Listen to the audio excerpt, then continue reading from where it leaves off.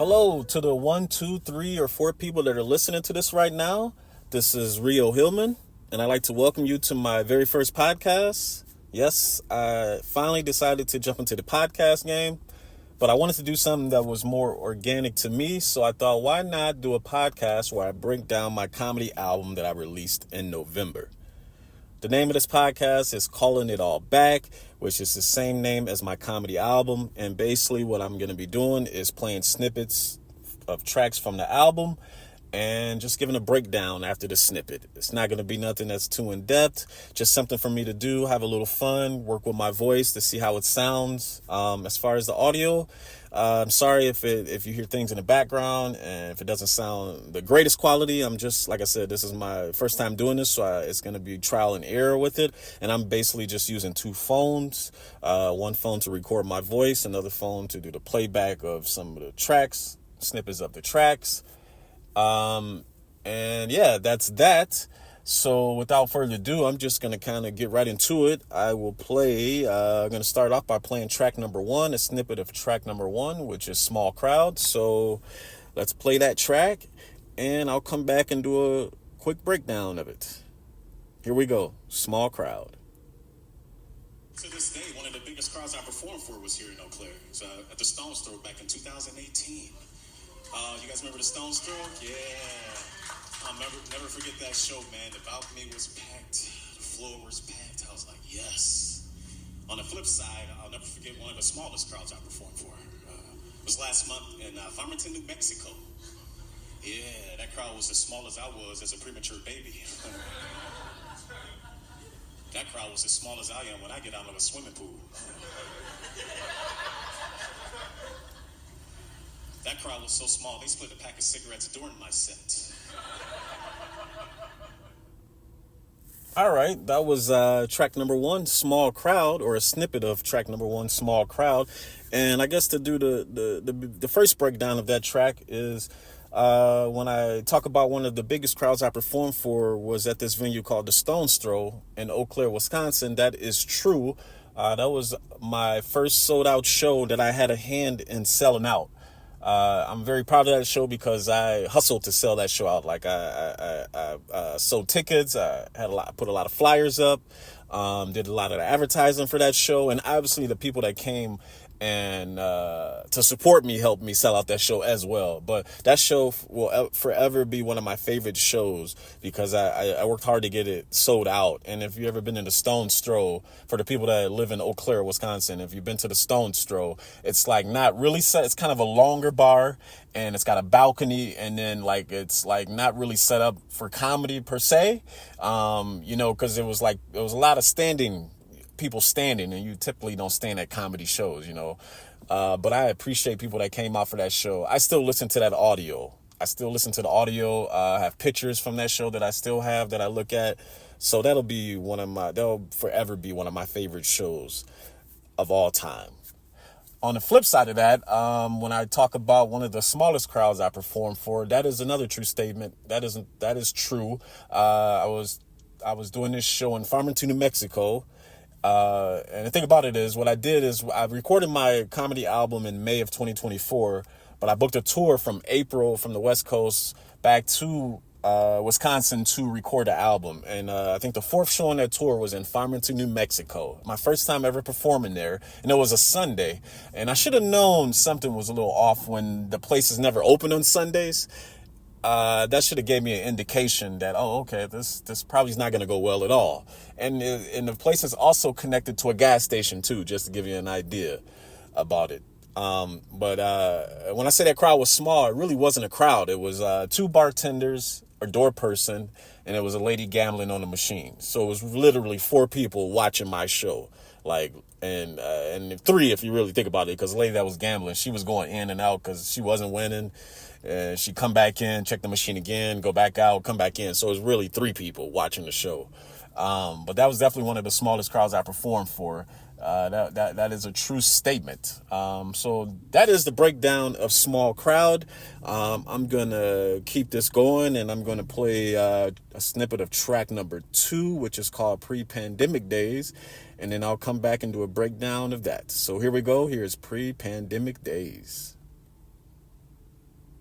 I feel like things are starting to get back to the pre-pandemic days. Like people are starting to get back to their crazy selves. You turn on the news, you go on social media, all you see is road rage shootings and homelessness. The border's a mess. Food and gas is down, then back up. Then you got Israel, Hamas, Russia, Ukraine. People protesting over here, people protesting over there. Everything else that's going on in the world. Congress don't get along. The right hates the left hates the right. I hate both of them. We got a former president that's a walking lawsuit.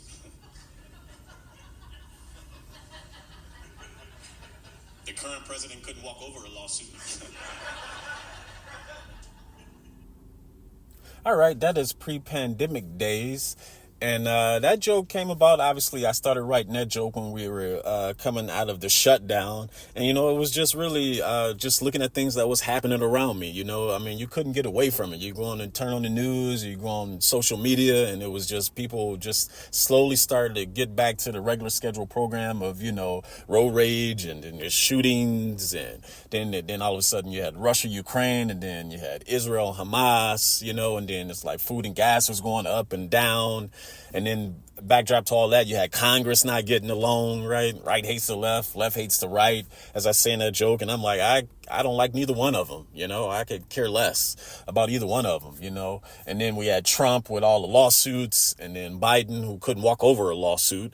I mean, so, it just, that stuff kind of wrote itself. And the thing about, I don't really do too much on politics just because that's not my style.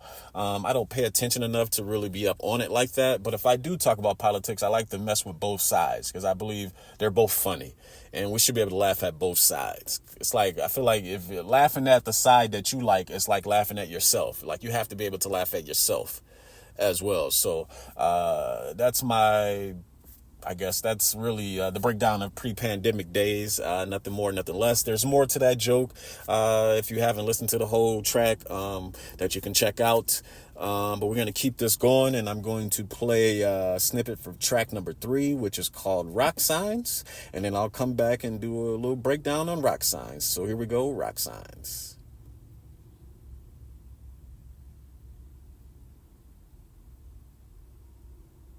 And we're having technical difficulties. Hold on. Let me cue that up again. Here we go.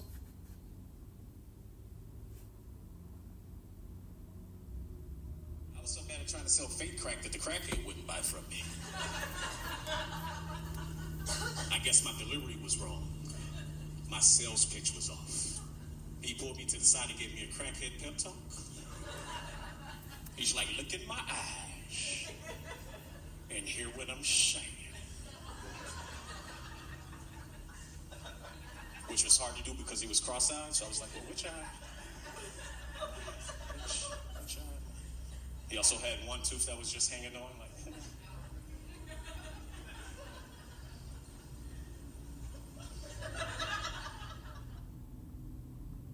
All right, that was track number 3, Rock Signs. Sorry about that, you guys. Having my technical difficulties. Like I said, this is not going to be professional. I'm just kind of going with it and seeing how it goes. Okay, the breakdown of Rock Signs. Part of that joke is true, where I did try to sell fake crack. It was me and a buddy that tried to sell fake crack. I was like, I want to say 17 years old at the time, and I don't know. We just had this idea. We put some baking soda in the bag, trying to get a little money. Probably trying to impress some girls. I don't know what we were doing. But it didn't work out. Let's just say my crack selling days didn't last that long. Didn't even last a day. It might have lasted 17 minutes and I was out of the crack selling business. So that's basically the moral of that joke. The reason why I call it Rock Signs is because what you don't hear at the beginning, because I only played a snippet of the track, is with me, as much as I drive, I pay attention to like signs, because there's a lot of weird signs out there. If you drive enough, you just start picking them out. And in the Mountain West, there's a group of states, like 4 states, that have a variation of the same sign, and it's all dealing with rocks. Like Wyoming has a sign that says "Watch for falling rocks." Idaho has a sign that says "Watch for rocks." An Oregon sign says "Falling rocks," and Washington just has a sign that says "Rocks." And I kind of wrote a joke about that. And then it kind of made sense for me to just intertwine the rock selling fake crack with it. So that's how that joke came together, basically. All right, we're going to keep this going. We're going to play a snippet from the next track, which is 347,000 Miles. And this happens to be one of my favorite jokes off the album, tracks off the album. So I'm going to play a snippet off that, and then I'll come back and do a breakdown. So here's 347,000 Miles. Like I said earlier, you guys, I drive 99% of the time, and here's where I'm going to prove it to you. I drive so much that I'm actually at 347,000 miles on my 2007 Kia. No lie, 347,000 miles on my 2007 Kia. And I'm also the original owner. What's up, ladies? Where you at, girl? I'll ride you to the end. Yeah, you ain't going nowhere. Yeah, you going nowhere, girl. You ain't going nowhere. All right, that is a snippet of 347,000 miles, and that joke has some truth to it. I did have a 2007 Kia, which I got over 300,000 miles on it. Matter of fact, I crashed it in September of this past year, so I got a good 17 years out of it. And I did buy that car brand new in 2007, so I was the original owner for that car. And I do drive 99% of the time. That's why I seen all the, like I was talking about those rock signs. Like, you pay attention when you drive as much as I drive. But that is a true joke. I did have over 347,000 miles on the 2007 Kia, which I was the original owner. And I am being truthful, ladies. I will ride you to the end as well. Okay.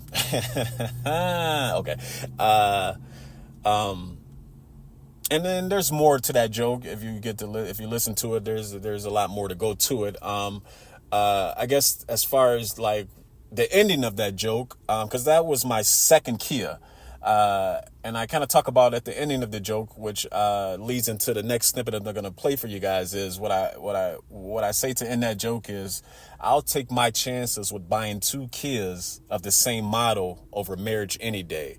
Basically meaning that I trust two Kias not breaking down or lasting longer than me trying to be in a marriage, because I don't think marriage is for me. And I'm not saying it's not for other people. I love seeing other people married. I just don't think marriage is for me.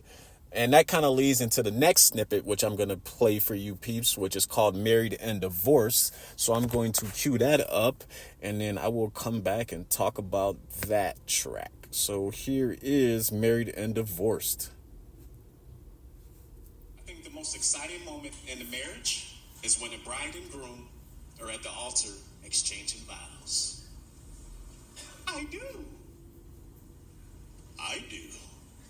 They leave the wedding hall hand in hand. Confetti's being thrown in the air. They get to the brand new car, it's nice and shiny. Brand new tires, balloons all over the car. Just married on the back window. The groom opens the door for his bride, like, poof. She gets in the car, he's like, that's my baby. She lets out a silent fart she's been holding all day. Poof.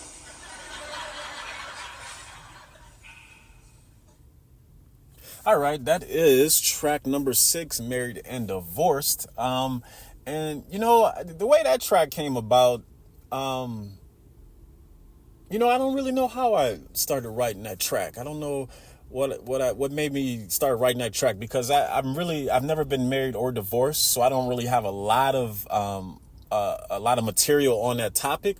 But I guess I kind of had I thought, like, for me, come from my perspective of a person that's never been married, I feel like the most exciting moment in the marriage is like at the very beginning, because it's like the bride and groom are at the altar exchanging vows. I do, and they leave the wedding hall, everybody's happy, confetti's being thrown in the air, and a part of the joke where I say they get to their brand new wedding gift, which is a car. And I love when I do that show, when I would do that joke on stage, because married people would be like, we didn't get a brand new car for our wedding gift, and I'm like, hey, just let me have some fun, it's my joke. And I just think the part about having the bride farting, because I feel like that part is more of like, once you get married, now it's time to let everything out, right? Just go ahead and let that fart out. So who doesn't like a good fart joke? Come on. That's the kid in me, right? And then I also talk about being divorced. I do the flip side of that joke, where I talk about, I feel like when people get divorced, they should They should have to undo those vows. Instead of the newlyweds, they're the unweds. Go back to that same wedding hall. I do not. I do not. And then I kind of go into a little bit about that. So if you get a chance, I hope you go listen to the rest of that and hear the ending of that joke. That would be great. But I'm going to keep this going, and I'm going to play the next track is number 7, which is called World Famous. So I'm going to play a snippet of World Famous, and I'm having some technical difficulties. Of course I would be, because why wouldn't I?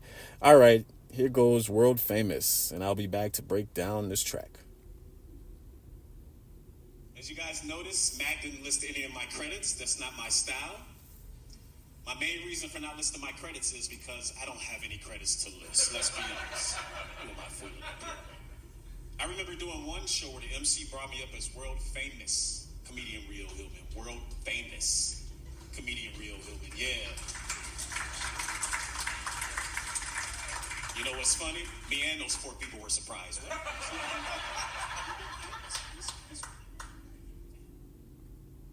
All right, that is track number 7, World Famous. And first of all, I guess thing about that track is I really don't ever like to list any credits. Like, that's just not my style anyway. And first of all, I don't really have any credits to list. But I always feel like if you're not funny, it doesn't matter. So I never really like to list the credits. And like I said, but I don't have any credits, so it really doesn't matter to me. But I remember doing a show in Quincy, California, where I was like the headliner was like 4 other comedians, and the MC was like, hey man, I need to get your intro. You got any credits you want me to list? I'm like, nah man, you can just say from Wisconsin, born in Chicago, raised in Wisconsin, comedian Rio Hillman, right? And he's like, oh, okay, no. He's like, I know what I'll do for you. I got you. You know, I'm like, oh, that's going to be scary. He's like, and so he brings me up as world famous comedian Rio Hillman, which I thought was like the worst intro in the world, because people barely know me in the United States. Like, there's no way I'm going to be world famous, right? And then obviously you hear in the joke where I say me and those 4 people were surprised. That's a callback to at the beginning of when I'm talking about small crowd in Farmington, New Mexico. So there's an instance where I do a callback to a joke as well. And that's basically the gist of the world famous. There's really not much more to that joke. And that's actually where I'm going to end episode 1 of my Calling It All Back podcast. I appreciate you people that are listening right now. Like I said, this is just trial and error. This is my first time doing this, so I'll get better at it as I go on down the road. But I'll be back with episode 2, where I'll break down some more tracks from my album. I appreciate anybody that's listening now. Until we get to episode 2, peace out.